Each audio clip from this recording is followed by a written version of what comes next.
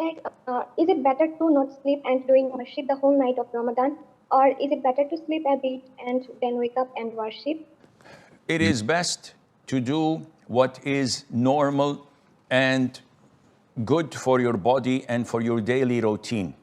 Not sleeping the whole night and worshipping Allah Azza wa Jal the whole night was not done by the Prophet himself, as mentioned in Surah Al-Muzammil. Allah in the Quran says to his Prophet that you may sleep.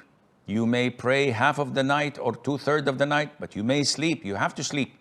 Because if you don't sleep, this means that the whole day would be spent in sleeping and you would not be able to study or to go to work or to do your chores at the home. And this is not Islam. Islam is a religion of balance, of knowing how to organize your time.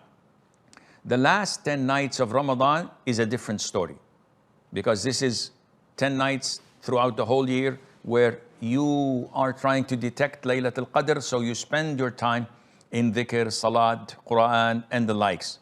But the rest of the month of Ramadan, no, you go to do your own work as usual, you sleep, and you wake up and dedicate part of the night for your worship and dhikr and dua and qira'at al-Quran. That would be more than fine, inshallah. فاسألوا أهل الذكر إن كنتم لا تعلمون